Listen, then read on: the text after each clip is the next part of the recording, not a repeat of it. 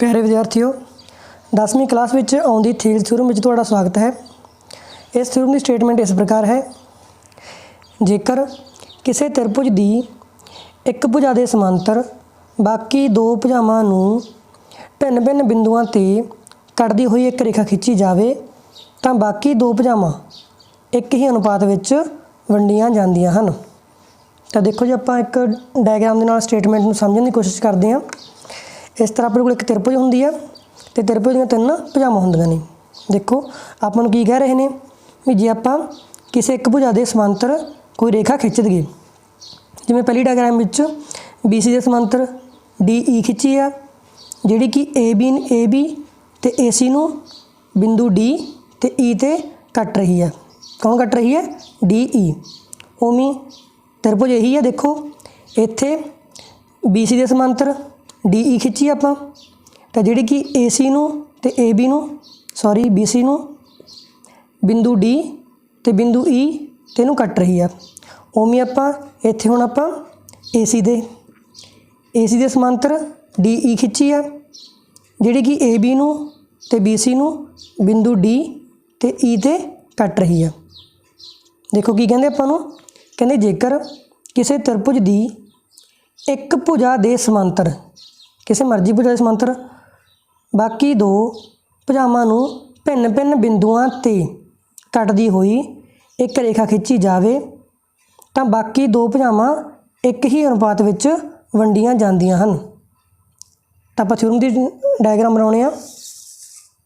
सब तो पहले तुसीं एक डायग्राम बना लेनी है वधिया जी, इस तरह करके स्केल दे नाल एक लाइन लगा देनी है। लाइन लगाने तो बाद इस तरह करके एक त्रिभुज बना देनी है, इस तरह करके। इस तो बाद इनू नाम दे देना ABC। जी BC रेखा गई ये समांतर एक लाइन खिंच दो इस तरह। आ देखो BC के समांतर आप एक लाइन खिंचती, इस तो बाद इनू नाम दे दो D, इनू नाम दे दो E, तो इन्होंने पॉइंटां नूं मिला दो, D नूं C नाल मिला दो, इन्हों आप डॉटेड मिलाउणा गा दाणेदार, इस तरह करके मिला दो इनू। इस तो बाद E ते B नूं मिला दो डॉटेड, इस तरह करके मिला दो। इस तो बाद इत्थे एक आप लंब बना देना गा, इनू आप दाणेदार मिलाउणा इस तरह करके इस पॉइंट ना, तो बाद इसनूं इस पॉइंट ना एक आप लंब बनाउणा गा इस तरह करके, इनू भी दाणेदार। इस तरह डायग्राम बना दो, इनू नाम दे दो M, इस पॉइंट नूं नाम दे दो N। इस तरह तुसीं एक डायग्राम वधिया बना के रख लेनी है पहली। इस बाद आप इस डायग्राम तो सारा कुछ लिखांगे। तो देखो जी, सब तो पहले लिखांगे अपना दिता है लिखांगे आप दिता है। इस विच आपां की लिखना गा, देखो जी आपको की दिता गा, आपको एक त्रिभुज ABC दी है, लिख दो इनू त्रिभुज ABC जिस विच भुजा BC दे समांतर विच BC, देखो BC दे समांतर खिंची गई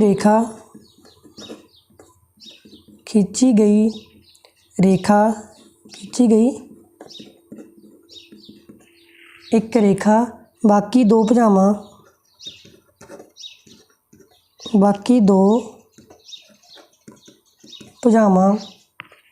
AB अते AC, देखो AB नूं ते AC नूं बिंदु D ते E नूं क्रमवार बिंदु D अते E उत्ते कटदी है। तो आप एक बार दोबारा पढ़ लें। देखो ध्यान ना ਕੀ ਕਿਹਾ ਆਪਾਂ ਨੂੰ ਇੱਕ त्रिभुज ABC ਦਿੱਤੀ ਹੋਈ ਹੈ ਜਿਹਦੇ ਵਿੱਚ BC ਦੇ ਇਸ BC ਦੇ ਸਮਾਂਤਰ ਆਪਾਂ DE ਖਿੱਚੀ ਇੱਕ ਰੇਖਾ ਤੇ ਜਿਹੜੀ DE ਹੈ ਆ ਰੇਖਾ ਜਿਹੜੀ ਆਪਾਂ ਖਿੱਚੀ ਹੈਗੀ ਇਹ AB ਨੂੰ ਤੇ AC ਨੂੰ ਬਿੰਦੂ D ਤੇ E ਤੇ ਕੱਟਦੀ ਹੈ। ਉਹੀ ਚੀਜ਼ ਆਪਾਂ ਲਿਖੀ ਹੈ। ਇਹ ਤੋਂ ਬਾਅਦ ਅਗਲਾ ਪੁਆਇੰਟ ਲਿਖ ਦਿਓ ਰਚਨਾ ਦਾ। ਆਪਾਂ ਰਚਨਾ ਕੀ ਕੀਤੀ ਹੈ देखो जो आप लेना मलंगा ने डॉटेड ये सारी अपनी रचना की तो रचना लिख दो BE रचना लिखो BE अते CD नू मिलाओ किनू मिलाया से आप BE C ते D नू मिलाओ अते फिर आप की कीता सीगा आप लंब खिंचे सीगे DM लंब AC ते लंब AC ते अते EN लंब खिंचना आप AB ते AB खिंचो इधर लिख दो खिंचो। देखो जो DM लंब वो आप AC ते खिंचागा अस DM लंब AC ते खिंचा फिर EN लंब AB ते खिंचा। वही चीज़ लिखी आप ਜਿਹੜੀਆਂ ਲਾਈਨਾਂ ਆਪਾਂ ਡਾਟਡ ਮਲਾਂਗਾ ਨੇ ਉਹਨਾਂ ਨੂੰ ਲਿਖਿਆਗਾ। ਇਹਦੇ ਆਪਾਂ ਸਿੱਧ ਕੀ ਕਰਨਾਗਾ ਸਿੱਧ ਕਰਨਾ ਹੈ। ਸਿੱਧ ਕੀ ਕਰਨਾ ਪੂਰੀ ਲਿਖਣਾ ਆਪਾਂ ਸਿੱਧ ਕੀ ਕਰਨਾ ਆਪਾਂ ਵੀ AD ਬਟੇ DB AD ਬਟੇ DB AE ਬਟੇ EC ਇਹ ਬਰਾਬਰ ਹੋਣਗੇ ਬਟੇ EC ਇਹ ਬਰਾਬਰ ਹੋਣਗੇ। ਇਹ ਚੀਜ਼ ਆਪਾਂ सिद्ध कर हुण असीं इस थ्योरम का सबूत पेश करांगे। तो सबूत तो पेश करन तो पहलां आपां एक इत्थे रफ जी डायग्राम बना लईए। ये तुसीं पेपर 'च नहीं बनाउणी ये आपां वैसे ही लिखण वास्ते इहनूं अगे सॉल्व करन वास्ते आपां कर रहे हांगे। तो नाम दे लो A B C D ते E उवें पहलां वांगू सारे नाम देने आ। इहनूं दानेदार मिलावांगे। इहदा लंब हो गया आह इहदा लंब हो गया इहदा ये M ते ये N।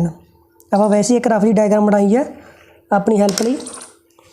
तो आप लिखांगे सब तो पहला कि त्रिभुज ADE इस त्रिभुज की गल कर रहे हैं गल कर रहे हैं आप ADE का खेत्रफल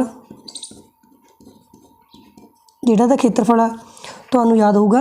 देखो ये लंब EN पिया गा तो इसदा फॉर्मूला की हुंदा गा 1/2 आधार गुणा ऊंचाई आधार गुणा ऊंचाई का फॉर्मूला है उम्मीद 1/2 तो इसका आधार का नाम की है AD का आधार है तेरी ऊंचाई केड़ी है EN की ऊंचाई है। इस तरह आप वैल्यू भरती तो आप इनू लिख सकते हैं। देखो इनू आप एरिया ऑफ भी लिख सकते हैं किमें त्रिभुज ADE ਦਾ ਖੇਤਰਫਲ ਨੂੰ ਏਰੀਆ ਆਫ ADE भी लिख सकते हाँ। ये आपको पता गा कि आप ये चीज़ नूं आप इस तरह भी लिख सकते होंगे एरिया ऑफ ADE चाहे त्रिभुज ADE का खेत्रफल कह लीए चाहे एरिया ऑफ ADE कह लीए एक ही गल आ। तेनों लिख दो उपले आप किमें लिख सकते हैं फिर आप एरिया ऑफ ADE बराबर 1/2 AD गुणा EN। इसनों आप लिखता इस तरह लिख सकते हैं आप। हुण देखो आप त्रिभुज चक्की सी इस बाद आप DBE त्रिभुज चक्कांगे इधरली साइडों DBE। तो इस त्रिभुज का खेत्रफल की होगा एरिया ऑफ BDE तो एक 1/2 ਇਹਦਾ आधार ਕਿਹੜਾ ਗਾ ਇਹਦਾ आधार इधरों DB है DB गुणा ਇਹਦਾ लंब ਕਿਹੜਾ ਗਾ DBE ਦਾ ਆਹੀ ਹੈਗਾ लंब ਇਹਨਾਂ सेम ही है दोनों का। इस बाद तो आप लिखेंगे एरिया ऑफ ADE यही त्रिभुज चक्की आप 1/2 जो हुण दुबारा इन्हूं चक्या आप तो आह आधार लवांगे इधरों AE किहड़ी साइड लैनी है AE ਪਹਿਲਾਂ ਆਪਾਂ ਆਹ ਸਾਈਡ ਲੈਤੀ ਸੀਗੀ, ਹੁਣ ਆਪਾਂ ਆਹ ਸਾਈਡ ਲੈਣੀ ਆ। ਇਹੀ ਫਰਕ ਇਹ 'ਚ ਧਿਆਨ ਰੱਖਣਾ ਗਾ। ਏ ਈ ਗੁਣਾ ਅਤੇ ਆਹ ਸਾਈਡ ਦਾ ਲੰਬ ਕਿਹੜਾ ਗਾ, ਡੀ ਐਮ। ਜਿਹੜਾ ਡੀ ਐਮ ਆ ਉਹ ਆਹ ਸਾਈਡ ਦਾ, ਇੱਧਰਲੀ ਸਾਈਡ ਦਾ ਲੰਬ ਹੈਗਾ, D M. Area of D E C, ਇਹ ਵਾਲੀ ਟ੍ਰਾਇੰਗਲ ਚੱਕੋ ਆ ਤ੍ਰਿਭੁਜ ਡੀ ਈ ਸੀ, ਅਤੇ ਇਹਦਾ ਆਧਾਰ ਕਿਹੜਾ ਗਾ, ਈ ਸੀ। 1/2 ਗੁਣਾ ਈ ਸੀ, ਅਤੇ ਲੰਬ ਕਿਹੜਾ, ਲੰਬ ਤਾਂ ਉਹੀ ਸੇਮ ਹੀ, ਡੀ ਐਮ। ਆਹੀ ਲੰਬ ਇਹਦਾ ਵੀ, ਡੀ ਐਮ।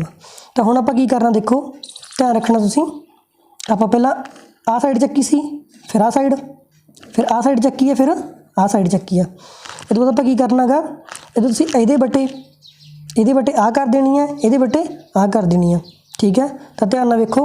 ਪਹਿਲਾਂ ਦੋਨੇ ਲਿਖੋ, ਇੱਥੇ ਲਿਖੋ ਇਸੇ ਤਰ੍ਹਾਂ, ਲਿਖੋ ਇੱਥੇ ਇਸੇ ਤਰ੍ਹਾਂ area of A D E ਬਟੇ area of B D E. ਇਹ ਦੋ ਥਿਊਰਮ ਬਹੁਤ ਸੌਖੀ ਹੋਗੀ। ਏ ਡੀ ਈ ਦੇ ਬਟੇ ਆਹ ਕਰ ਦੇਣੀ ਹੈ, ਬੀ ਡੀ ਈ, ਅਤੇ ਵੀ ਆਹ ਇਹਦੇ ਬਟੇ ਆਹ ਕਰ ਦੇਣਾ ਗਾ। ਤਾਂ ਲਿਖੋ ਇਹਨੂੰ ਵੀ 1/2 ਗੁਣਾ ਏ ਡੀ ਗੁਣਾ ਈ ਐਨ ਬਟੇ 1/2 ਗੁਣਾ ਡੀ ਬੀ ਗੁਣਾ ਈ ਐਨ।